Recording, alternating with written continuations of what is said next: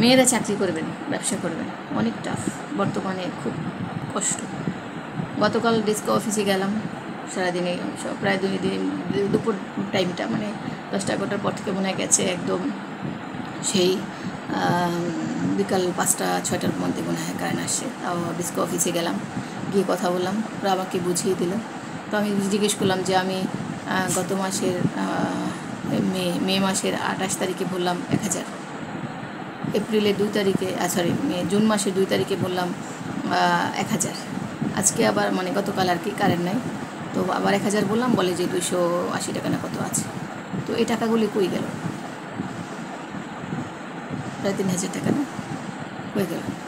তো তারা আমাকে বিভিন্ন রকম বুঝিয়ে দিল, যাদের যতটুকু যোগ্যতা বুঝিয়ে দিয়েছে।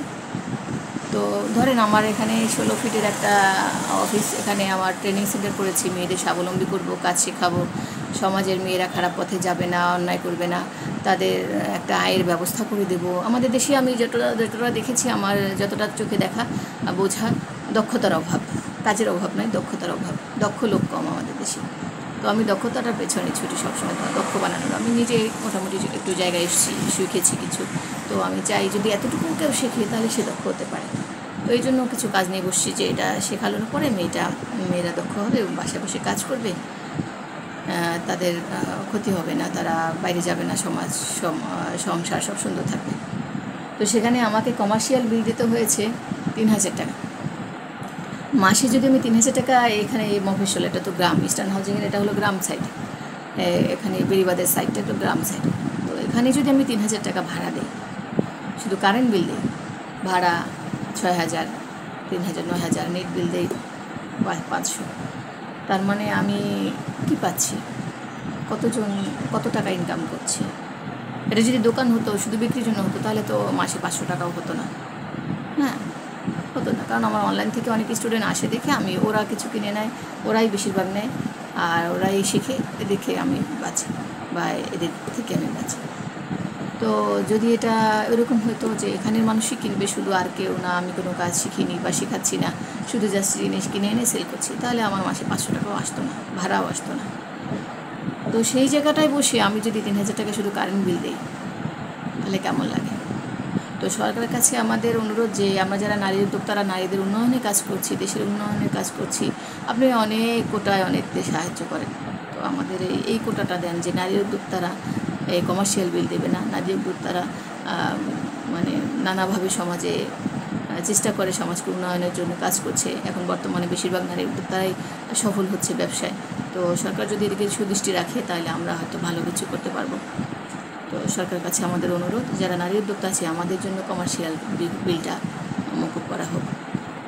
কারণ আমি 13 টাকা, সবাই সাধারণরা দিচ্ছি 7 টাকা, 8 টাকা, আর পার ইউনিটে, আর আমরা দিচ্ছি 13 টাকা। তো 13 টাকা হিসেবে এবার এখানে ভ্যাট যায়, অমুক তমুক, জাকাত ফেতরা দিয়ে সব মিলায় দেখা যায় আমাদের খরচ না। আমার যেটা একটা ফ্যান, এই যে একটা ফ্যান, এই যে উপরে এই একটা ফ্যান, এই একটা বাতি, আর এই একটা কম্পিউটার, ঠিক আছে। আজকে রাগ করে কম্পিউটার বন্ধ রেখেছি, ঠিক আছে, রাগেই আমি কম্পিউটার বন্ধ রেখেছি। কম্পিউটার ইজ মাই হার্ট, আমি এটা ছাড়া বাঁচি না। তো কম্পিউটারে অনেক কাজ, বলছি থাক, রাত্রে 1 ঘন্টা সময় নিয়ে সব করে ফেলবো, আর সারাদিনই কাজ করবো। তো দেখা যায় আমি এই 3টা জিনিস ইউজ করি, তাতে দেখা যায় আমার বিল আসে মাসে 3000 টাকা।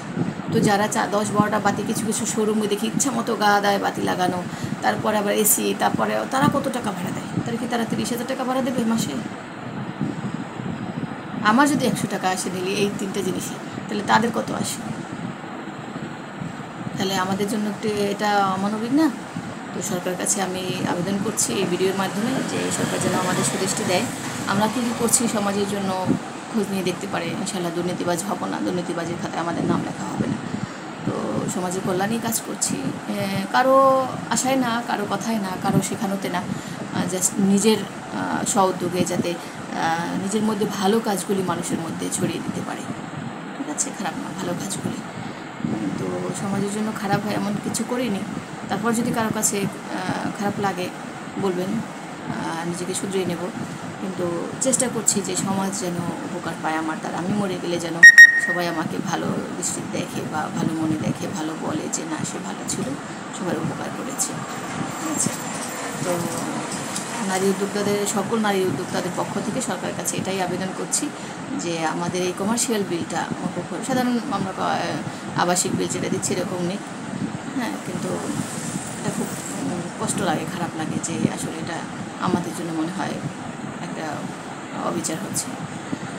তো আজকের ভিডিও এখানেই, সবাইকে স্বাগত জানালাম না, কারণ মন খারাপ, সবাইকে বলিও না কিছু, কথাই শুরু করে দিয়েছি ভিডিও। খুব মন খারাপ, কারণ চারিদিক থেকে এতটা মানে অযাচিত হয়ে গেছে আমাদের সমাজটা না, সব অন্যরকম হয়ে গেছে, মানুষ নাই, কে কার ক্ষতি করবে সারাক্ষণ সেই টেনশন, চারিদিক থেকে সবাই শুধু অন্যের ক্ষতি নিয়ে ব্যস্ত, নিজের উপকারের চেয়ে অন্যের ক্ষতি নিয়ে ব্যস্ত। তো আমরা তো সবসময় চাই মানুষের উপকার করি, তাই না? তো আশা করি আল্লাহ আমাদের প্রতি রহম করবে, কারণ সুবিচার করলে আল্লাহই করে, আর কেউ করে না। তো সরকারের কাছে আমরা আবেদন করছি যেন সেও আমাদের প্রতি সুবিচার করে এবং আমাদের উন্নয়নে এগিয়ে আসে, আমাদের সাহায্যে এগিয়ে আসে। তো আজকের ভিডিও এখানে।